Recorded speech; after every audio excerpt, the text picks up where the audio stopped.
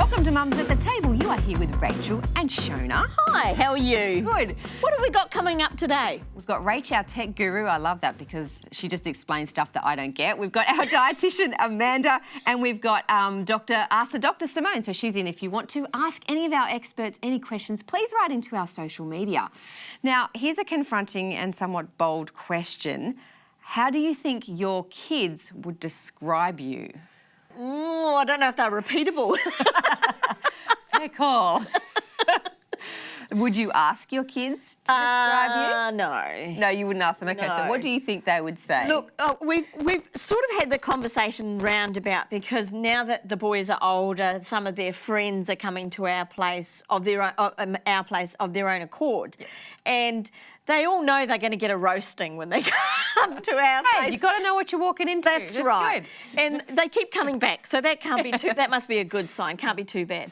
But I've never really asked my kids, you know, how they would describe me. Yeah. Probably, I'm not their friend. I've always maintained that I'm a parent. I'm not my children's friend.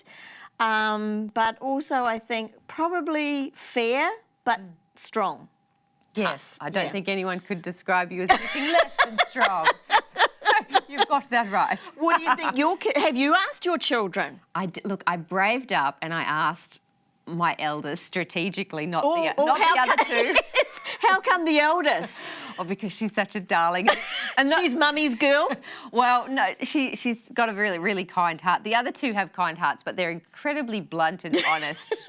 I'm not quite ready for it. So I asked her, and look, she just gushed. She was so lovely. And I just thought, you know, that was so much more than I expected. So what did she say? So she said kind, fun, loving, you know, hugging, always there. And so those are the things you want to hear. And I said, but even though I'm a pretty tough mum and I really hold you accountable, she goes, yeah, even that. And it was just nice to hear. And then I said, yeah, and what would you describe Daddy as? Because you want to know you're ahead in the game. Which ones? Yeah. And in true form, she sort of said the same things about you as well. And that's when I'm like, yeah, I need to go ask the other two. I haven't braved up. It can be daunting because we always think, I think, the worst of ourselves, and we see all the bad bits in our parenting and go straight to those. And we sometimes forget that our kids just latch onto that loving bit and that kind bit, and they see the things that we don't always see in ourselves. Yeah. And I think it depends on the age as how they see you. Yeah, that's very true too. So maybe when they're teenagers, maybe won't be the same answer.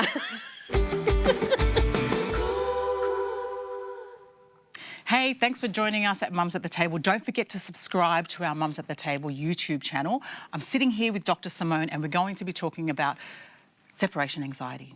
Apparently 4% of children are affected by separation anxiety. So can we talk about what it is? It's a big number, isn't it? It's huge. Yeah, so separation anxiety is when children feel unsure about leaving their primary caregiver. Right. So that can be mum, that can be dad, that can be grandma or grandpa, whoever is their primary person, they feel unsettled about leaving them. Now this can start as early as 8 months of age and can continue into sort of toddlerhood, even into sort of preschool and daycare type years as well. So this is something that can affect a lot of bubs. Right, and so are there ways that parents can prepare their kids for separation anxiety if they're in those situations, or what are the signs that parents should look for? So look, if your child is being really clingy to one particular person, then that could be an indicator that that's the person who they will be most distressed if they're separating from. And acknowledging that in a younger bub, and you don't want to sort of throw a baby from person to person and force them out of it, but you do want to help them understand that there's more than one person that can be a source of care and love for them. Okay, so are there some signs that we can see, oh look, I don't think my child is adapting very well to being left in a certain environment or just being away from me? Yeah, so sometimes babies or children will cry a lot or be very clingy to the primary caregiver, so they'll hang on to you, won't let you leave the room, that sort of thing. This is where a lot of parents talk about not even being able to go to the bathroom on their own. I'm sure everyone can relate to that. Absolutely. Yeah. I guess the other time that this tends to be a real big problem is when children start in a new environment, particularly things like daycare and that sort of thing, where it's a completely new environment with new caregivers that the kids aren't used to. Yes. So that can take that can take a little bit out of both the parent and the child, and it can benefit from some planning ahead. Right. And so what steps as parents can we take to make sure that our kids are prepared for when they do start childcare? So take your child to the environment. Most childcares offer you an orientation time, so you can have some time where the child is there to get used to the environment, make sure they've got a familiar toy or a comfort object that can help to keep them comfortable, and be very clear and tell them, even if it's a young child, tell them that you're going, but that you're coming back for them. Right. And that can really help to let them settle into a new environment. So it's important that you do tell your child, I'm coming back. Absolutely. Don't worry, Mummy will be back. You've got this lovely person here looking after you, and I'm coming back for you. I think that's so important, because so often you just see parents, dump and run. Dump and run. Which is a strategy, but always be sure to reassure your child that you will come back. Yeah, and make sure it is a safe environment. Absolutely. Yeah. And I think if they're crying, if they've been there, and you can see as a parent that they're uncomfortable, maybe do some further investigations. You can never be too sure. Trust your parent gut. Some really great tips there, Dr. Simone. I think as parents, just trust your instinct. Go with that. You can't go wrong. Welcome to another nutritional segment here at Mums at the Table. We have Amanda. Hi, Amanda. Hi, Gia. Amanda's our nutritionist here at Mums at the Table. And if you like these little topics, these health topics that we're doing, please subscribe to our YouTube channel or go to our Facebook page, whatever it is. Link in with us. Today's topic, drum roll, is on B12. Can you tell us a little bit about B12? Yeah. Because some people have heard a lot about it recently. Yeah. So firstly, vitamin B12 is needed for cell division and to keep our red blood cells and nervous system healthy. And interestingly, it's actually made by the bacteria in the large intestine of animals. So yuck. Yeah.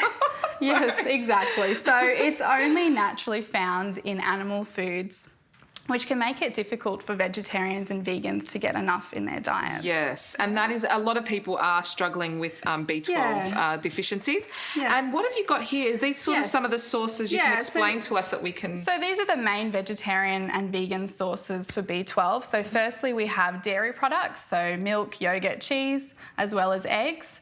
You can also get plant-based foods that are fortified with B12 as well, so soy milk as well as meat alternatives like vegetarian mince, sausages, burgers, that sort of thing. And that actually does say B12 on it, I can see. Yeah, as well as yeast spreads. So, for example, Marmite also has B12 in it as well. It does, because a friend of mine was deficient and he said, have a teaspoon of Marmite a day and it'll get your B12 up. And I was like, wow, okay. That's a good idea. Interesting. And so what about people that do struggle with deficiencies? Yes. What other things can they do if they're not getting enough in these sources? Yes. Well, our bodies do actually store B12, but the stores only last for about 2 to 6 years.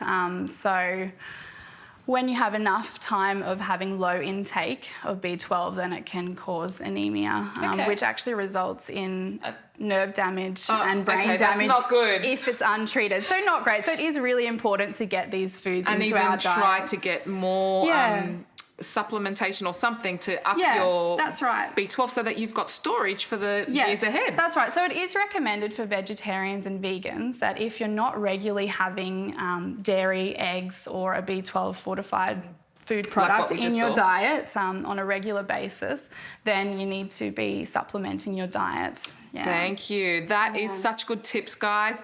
Get B12 into your system. Don't let it go because you know it could get worse. But anyway, so we'll see you next time with our next topic. See you then. Bye.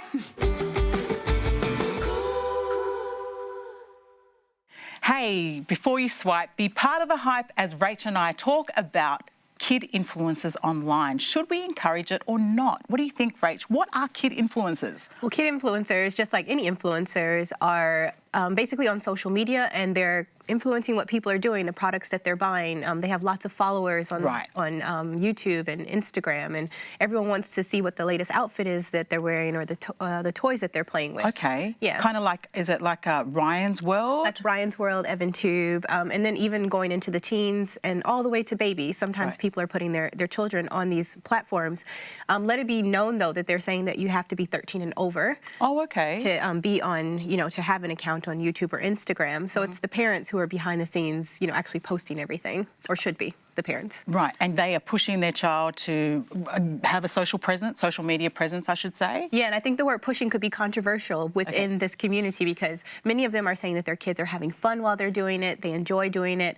So I guess this term of pushing is where the controversy lies, because people are, on the one hand, some people say that the kids don't want to do it. The parents are forcing them, they're using them to make all of this income for the family.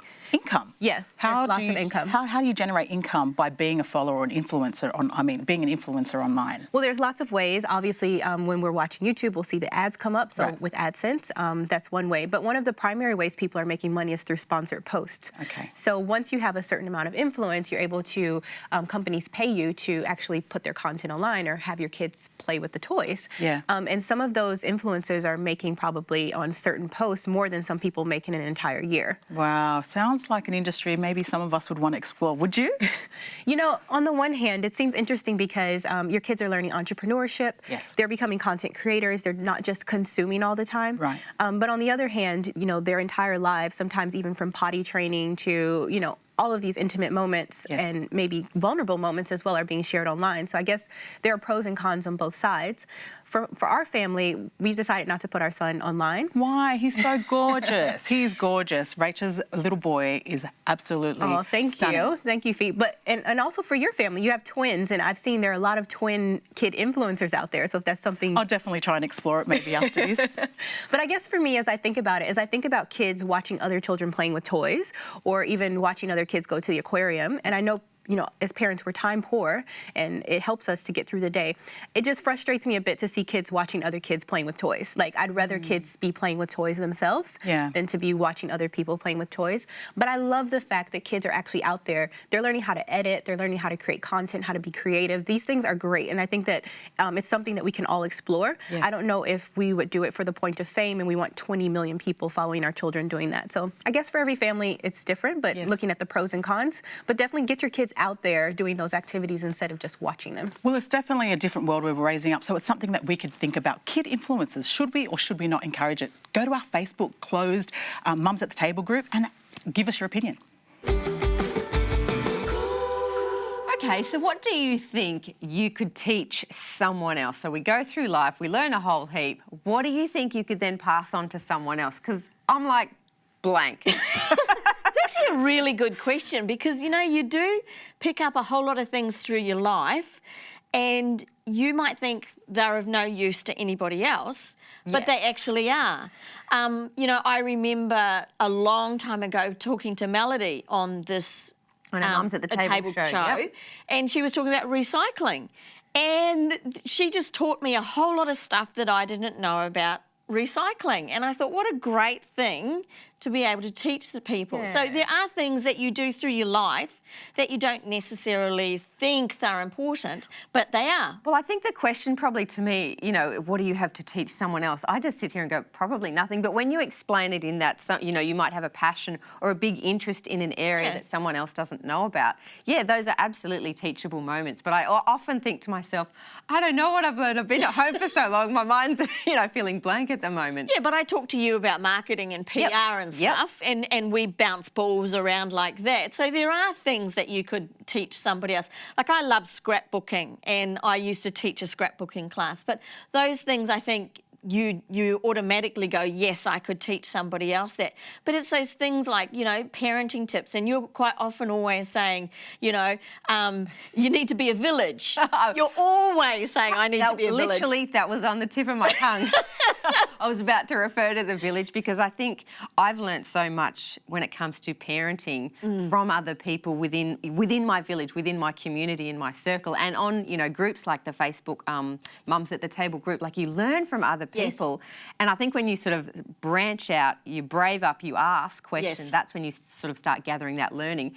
And then you can, you know, sort of pass it on as well. Yeah, pay it forward to someone else. And I think mentoring is something in our communities that's not as big as it could be or should be, because I think that's where all the natural learning would start to occur. Because I think too, as mums, we're too scared to ask. Yeah. Because we think people are judging us. And we also isolate ourselves a little bit as well. And so I think that sort of helps us, I guess, not ask sometimes. So Yeah. I think it's a good thing, you know, if you've got people around you, gain the knowledge, you know. I think there's not so much to be learned. That is it from us here at Mums at the Table. Don't forget, if you have a question you want to ask one of our experts, please jump onto our social media and ask there. We'll cover that in our show. We will see you next time. Bye for now.